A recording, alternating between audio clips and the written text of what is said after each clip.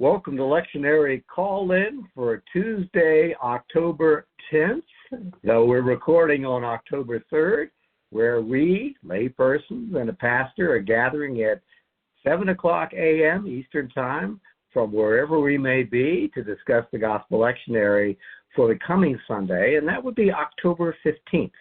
We're working to be faithful to Lectionary Year A, and here's how it works. We prepare independently in advance of the discussion after receiving some formative questions from the week's leader, and then in this podcast we share, question, and challenge each other. And here are the folks joining us in today's discussion. Sarah Mickelson from Tampa. Bill Hall, St. Petersburg, Florida. And I'm Don Upton, and I'm in Charlotte, North Carolina.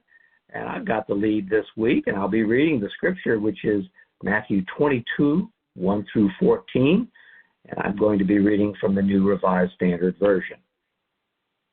Once more, Jesus spoke to them in parables, saying, "The kingdom of heaven may be compared to a king who gave a wedding banquet for his son. He set his slaves to call those who had been invited to the wedding banquet, but they would not come. Again, he sent other slaves, saying, 'Tell those who have been invited, look, I've prepared my dinner, my oxen and my fat calves have been slaughtered, and everything is ready. Come to the wedding banquet.' But they made light of it and went away, one to his farm, another to his business, while the rest seized his slaves and mistreated them and killed them. The king was enraged. He sent his troops, destroyed those murderers, and burned their city.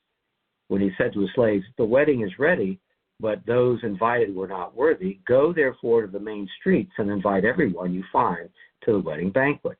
Those slaves went out into the streets and gathered all whom they found, both the good and bad, so the wedding hall was filled with guests. But when the king came to see the guests, he noticed a man there who was not wearing a wedding robe.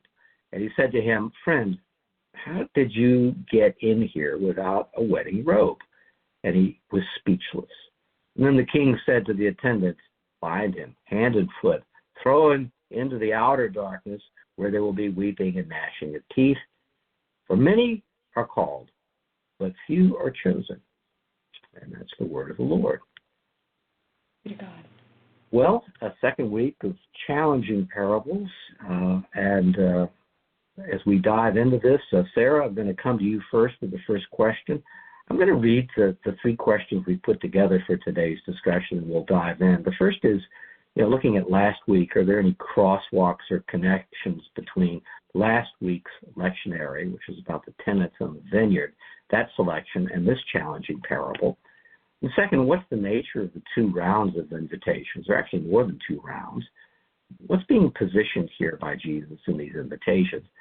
And then third, what are we to make of the closing verse, "Many are called, but few are chosen," in the face of a most violent parable and seemingly arbitrary act regarding the wedding attire? Let's get back to question one. Sarah, are there some crosswalks you want to call to our attention or connections between this week's lectionary and our discussion of last week? Sarah?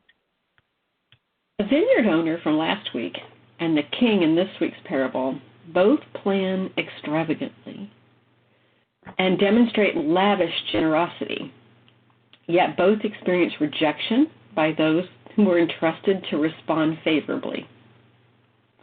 Both continue reaching out despite the rejection. The rejection in both of these parables is similar. There's excuses, there's violence, there's murder. If the vineyard owner and the king represent God, then humanity can certainly fill the shoes of the tenants and the wedding guests. But is this really how we imagine the kingdom of heaven to be? Or does this seem more like what we'd see in an earthly kingdom, maybe by an occupying ruler? And that's, I guess, the questions I would kind of look at this parable through. That's what I got, Don. Thank you. Bill Holt, some crosswalks or connections, and I'll just, for the listener, connect it to last week, which is Matthew 21, 33 through 46. What do you think, Bill? Yeah, again, I will repeat a caution that I offer myself and scholars through, that we need to be aware that Jesus is using we might call it a human device to teach. He's using what we call a parable, a story that's made up, but it deals with reality, and how much we are to apply every detail literally to God is something we need to be cautious about. Having said that, to me, the heart of this, Don, is verse 3. The person putting on the wedding banquet sent his slaves to call those who had been invited to the wedding banquet, but they would not come. Now, to me, an exaggeration is that not a single person invited would come. That doesn't seem reasonable, but within the story, it's said that way to make a point. So these are those who had received an invitation. Now, I don't know what the custom was then. Now we respond to wedding invitations. So if that is true, they had made a commitment to be there, but then they would not. And those who have been invited could be analogous, Don, to last week's chief priests and scribes, those to whom that parable was addressed and this week's is addressed. And it could be us. We have been invited to the banquet.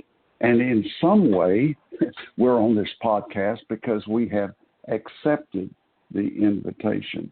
And then the escalation in verse 10, gathered all whom they found, both good and bad.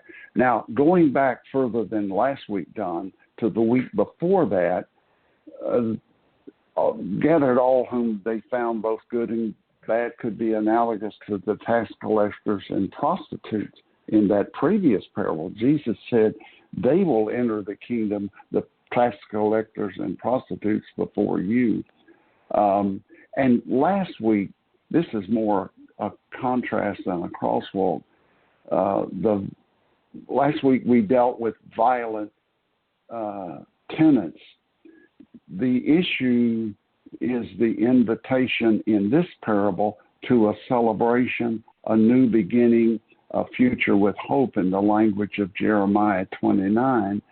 So for me, Don, it heightens the poignancy and the shocking nature of the refusal to participate in such a new beginning.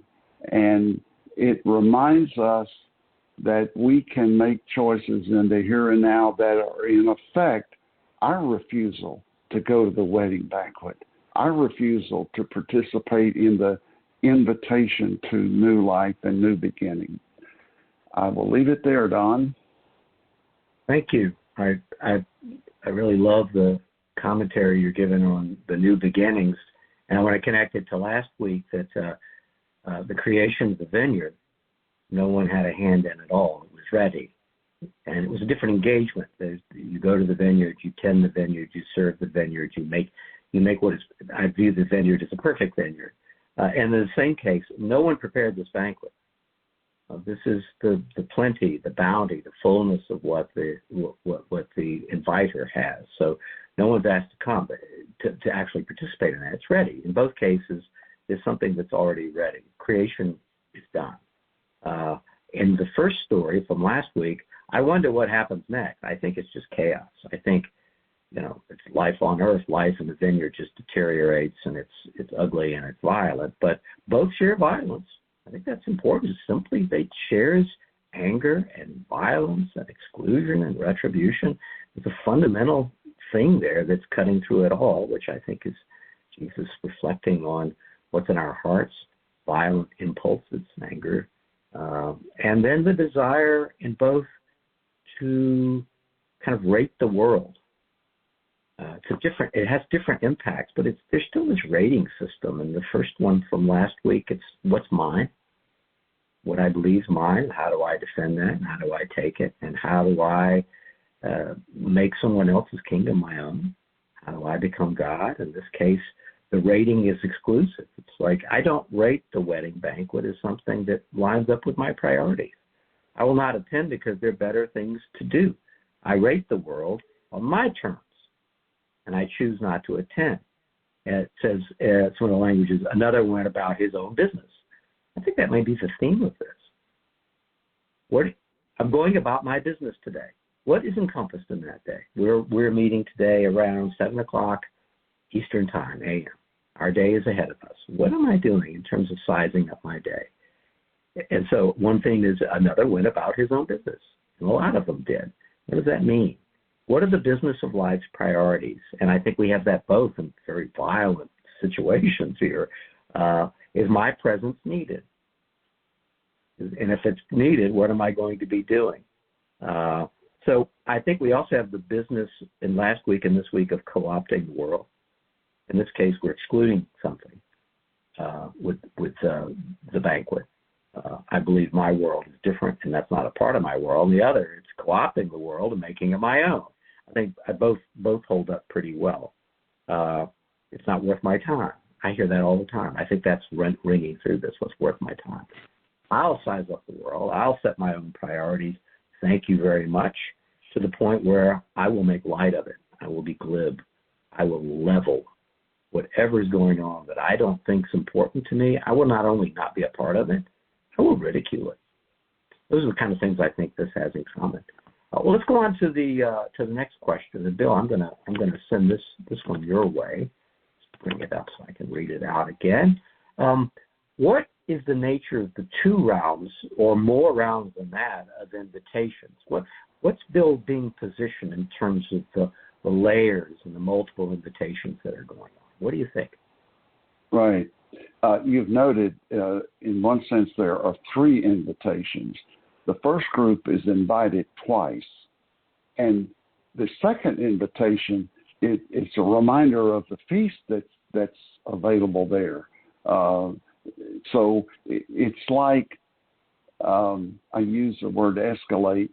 It's like, by the way, remind them the second time what a feast is prepared for them. Back to something I said about question 1, there's an abundance, there's new life, there's fellowship being offered, a very powerful invitation and experience.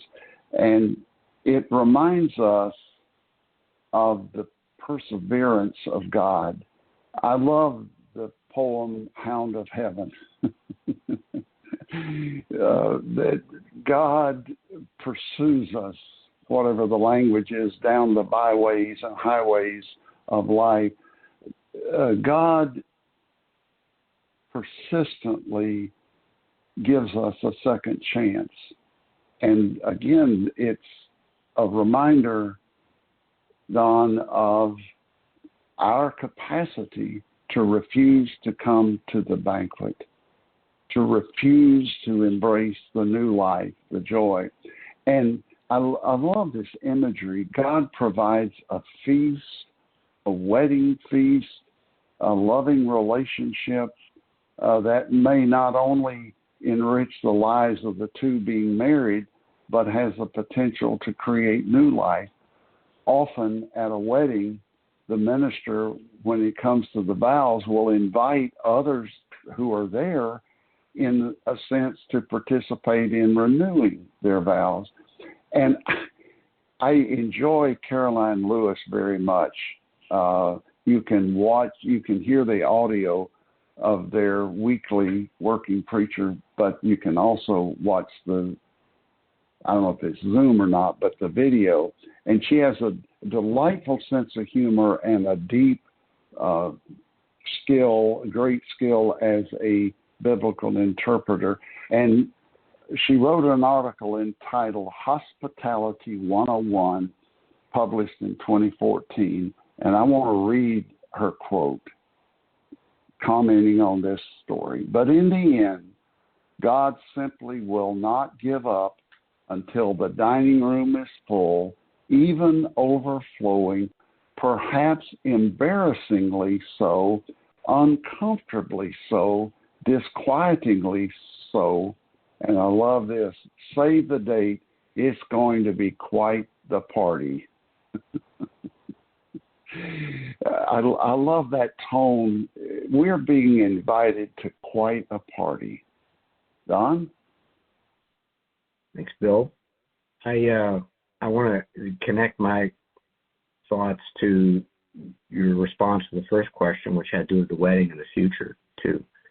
Are you aware of what this is at all? I don't know if there's an awareness of what's happening. There's plenty. You're invited, and it is a wedding. Like that's the flashing sign. It's a wedding. It's a wedding. It's a wedding. Ridicule. It's a wedding. It's a wedding. No show. And I think there's a big message here about behavior. This could be any given day. There's a wedding. There's a wedding. There's a wedding. I'm thinking about things like, well, let me check my schedule. Let me, and in this case, it's kind of ridiculed. But I wonder if there's also ridicule and a leveling of something that's very important just by behavior. That makes me search my heart about, hopefully I don't ridicule people and their priorities. I hope I don't ridicule an invitation or fellowship. But do I do that by not going? Do I do that by saying, well, let me see. Let me check my schedule. What's my obligation there? It's like, who do I think I am? I think that's kind of underwritten here. Who do you think you are? To measure something like that. And so with that flashing sign wedding, what's a wedding through literature, through global literature for thousands of years? The future. It's hope. It's a tangible proof. Life goes on. It's about love. It's about the unseen generations of the future. It's about affirming the families and home and heart. It's about the unseen. I go to a wedding today, I will not see, but it's beautiful to think about what's going to happen when I'm gone. It's beautiful. So wedding, flashing. I don't think so. Let me check my schedule. They're not just, I don't think there's just a rejection of this one person, this one host. It's a rejection of wedding as being a primary symbol of the future. I'll use something out of our language today in the present church. Something set apart. It's holy. Brings us together. Wedding is a sacrament, many traditions. Something set apart. It's not just a rejection of a party. So wedding, flashing sign, wedding. And I think for the rounds of invitation, that's kind of what's the undercurrent here. To come and celebrate a wedding, to be in community. Everything else is done. Plenty's there, and it's set apart. No, it's not. I'm busy. So I think it's a behavioral wake-up call with the multiple invitations that this is about a continuation. The wedding is supposed to reflect eternity. The wedding's supposed to reflect the church. It's all there. It's loaded if we can look at it. But folks, I'm just too busy to read this passage today. I'm too busy to do a dialogue on this podcast with you folks today. I'm busy. My mind is full. I have things to think about. We'll talk about weddings some other time. Thank you very much. What about you, Sarah? What do you think? I'm going to take an outlier's perspective. Mark Davis presents us with this idea, and I think it echoes the cornerstone conversation we had last week about what's a true cornerstone versus a man-made cornerstone. So the first invitation would be for a date. The second would announce the time. And the third is to fill the room. If we looked at those three kind of invitations that were given by the king. It is one thing similar to how the brothers a couple of parables ago said, no, I'm not going to go work in the vineyard, but changed his mind and goes. And the other brother goes, yeah, I'll go work in the vineyard, and then totally skips out and doesn't show up at all. So the responses to the invitation are either an outward refusal or I'm going to show up but never come and no show. So I'm curious about this.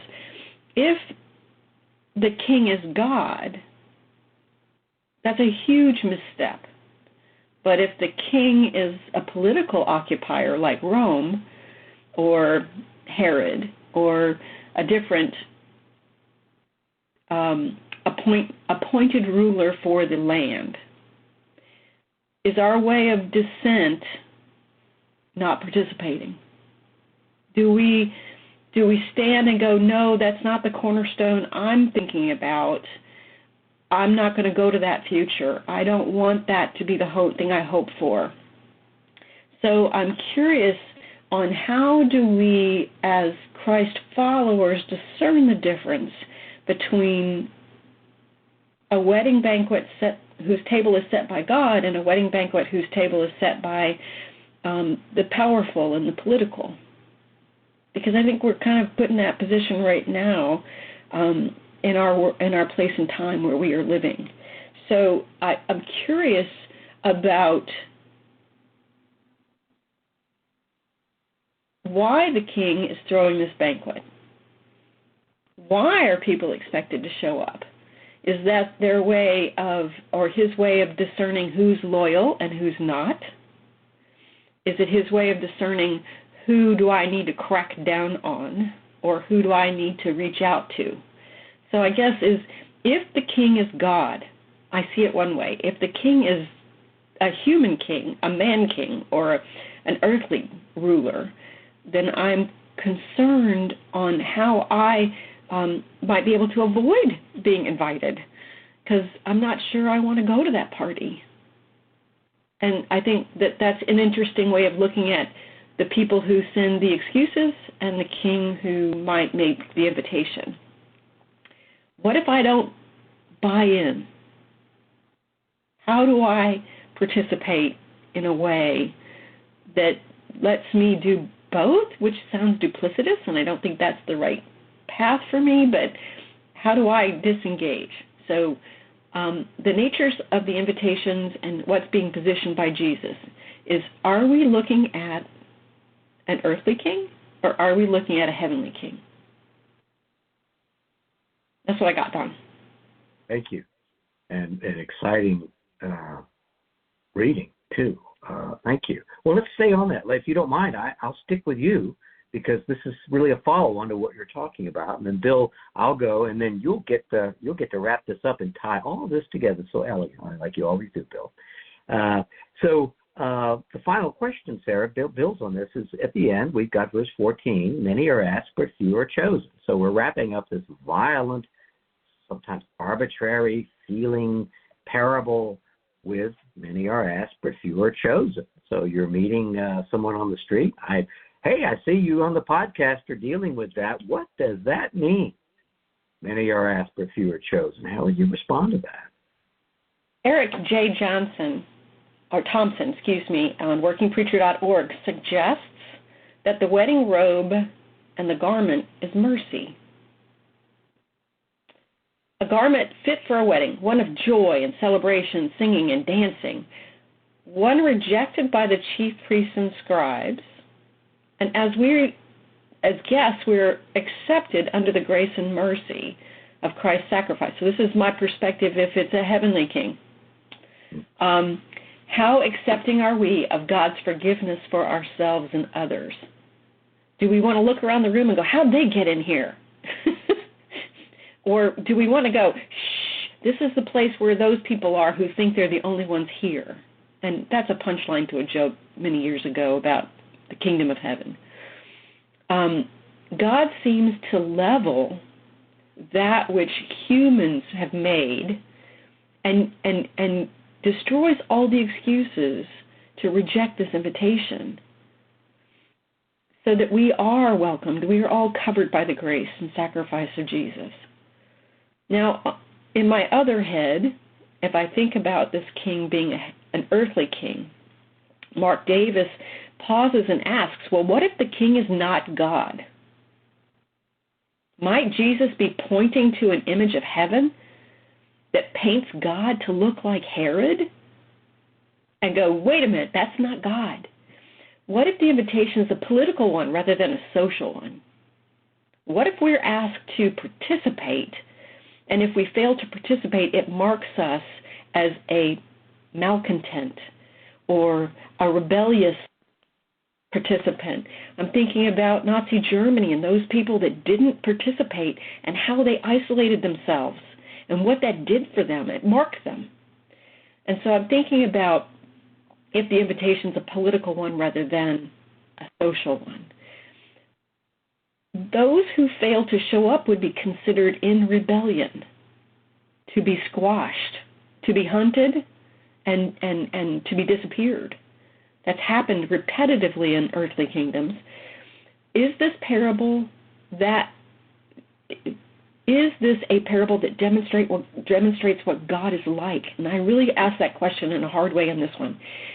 What if the man not dressed for the wedding, who refused to wear the wedding garment, is somebody who refuses to put on the uniform of the king, refuses to participate in a system that's destructive? What if he, like Christ, is silent when questioned? What if he is thrown out and cast out and killed like Jesus? So I think we have two kingdoms to consider and two garments to consider, and the way we look at the outlier to consider as we look at this particular parable. It's an exciting read. Thank you. I'm so comfortable with all these readings, and I made a list of, who is this person that's not dressed properly. And there are readings that this is an imposter or a spy, one interloper, fair enough. Or the second is as I am, and you could hear the gospel, as I am, and it's rejected, coming as I am. And then there's the person who shows up with no prep, and the lack of an answer is, I didn't know it was necessary. I'm here for a wedding. And the other is the Jesus as well. But I'm interested in this because the question is about the choosing, and I think there's a lot to learn about choosing going through here. Who's doing the choosing? What is this odd relationship of choosing? Where is the choosing? Where is that taking place? Are the individuals who are not ridiculing and putting their business of life aside to come? Are they choosing for themselves because they understand what the wedding looks like and what the future looks like, and that it's set aside, and they are going to set themselves aside from society to go? And I think choosing, at least my read on this, is meant to be fluid, that we're being asked to explore choices, behavior of every day. Am I going to ridicule other people? Am I going to ridicule worship by not being present? And I think worship could be a part of this as well. Am I going to ridicule the idea of a conversation with the Creator and go without prayer today because I'm busy? Am I not going to pray and ceaselessly, without cease? Am I not going to reflect? Am I not going to do those basic aspects of life that make things work, get me closer to the Creator? So I think there's a choosing that just runs through the entire passage, no matter what the reading is. And finally, on choosing, the streets do choose to come, and I don't want to leave that out. If there's this fluid choosing, you go to the streets. Yes, I think there's a lot there for discussion. First rounds, no. You go to the streets. You just the streets. Streets say, yeah, yep, they're coming. And on one reading of this, the streets know that this is set apart. They are happy to come. They will enjoy the plenty. They will set themselves apart. And they dress themselves with one exception. So taking the reading of the person without the proper attire being cast out appropriately in this case, the streets are dressed for a special occasion. Everyone, from all walks of life, the good and the bad, all of us, they walk in the door, all of them, except one. My. Is that understanding? Is that respect? I think set aside. So, Bill, I'm interested in your thoughts about, how would you explain the many are called, but few are chosen, and you'll be able to tie all this together, I'm sure. I don't know that I can meet that expectation. This is a really challenging part of this parable and illustrates another caution about parables. We're almost free to put our own meaning on it. I don't know for sure what the custom was then. I'm going to presume there's some congruence between then and now. If I'm invited to a wedding that's formal and I show up in Bermuda shorts and flip-flops, I am showing disrespect. Now, that's an extreme example. I got to believe that not wearing the wedding robe was a similar faux pas in the time of Jesus. Now, Sarah, if I heard you correctly, Mark Davis thinks the robe is grace. Did I hear that correctly? No, the person who posited that was Eric J. Thompson. Okay, thank you. Okay, now that's a perfectly valid image. In contrast to that, interestingly, I want to quote from Fred Craddock, a famous Methodist minister, on this passage, and I will use his exact words. Here's where Fred Craddock went. Matthew knew how easily grace can melt into permissiveness. Again, how are you expected to be dressed? Matthew knew that for those who presume upon grace, forgiveness does not fulfill righteousness, but negates it. Matthew apparently is addressing a church that has lost the distinction between accepting all persons and condoning all behavior. You know, it's the end of quote. The mantra is forgiveness is not condoning. So I can understand the distinction Craddock is making, but he says this as those who presume. Now, here's where I prefer to go, Don, and I'm going to read from several scriptures. The image of how you attire yourself is powerful in Scripture. From Colossians, the 3rd chapter, as God's chosen ones, holy and beloved, clothe yourselves with compassion, kindness, humility, meekness, and patience. 1 Peter, echoing that, all of you must clothe yourselves with humility in your dealings with one another, for God opposes the proud but gives grace to the humble. Humble yourselves, therefore. So I like that image of the wedding garment, Don, that it has to do with how we see ourselves within, and in contrast to your reminder about we can think we created the vineyard, it's ours. Instead, we are within ourselves, which affects our outward behavior, to clothe ourselves as those scriptures say. But again, there's a harshness to this that we, no matter how we want to dress it up, if I may use that pun, it is harsh. It reminds me of the parable of the sower, that God unreservedly offers the potential for a new and different life, but there are a range of responses that occur. Whatever the wedding garment image means, it seems to me an indication that this person was not acting in accord with what was appropriate for that situation. And someone else has said that called could mean the invited. Last week, under Sarah's guidance, we looked at that sense that God reaches out to everyone. And chosen could mean those who actually accept the invitation, that they actually did what was promised. By no means have I wrapped it up, Don, but I'll give it back to you.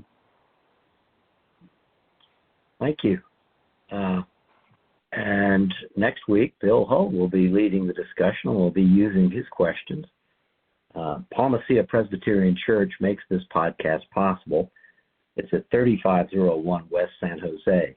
That's in Tampa, Florida. For more information, you can go to palmacia.org. That's PALMACEIA.org. We commend that site to you for other discussions of the lectionary, disagreements, all kinds of encouragements, reflections, prayers, outstanding sermons, great music, opportunities to take communion. So check that out. And you're always welcome. We'll see you next time.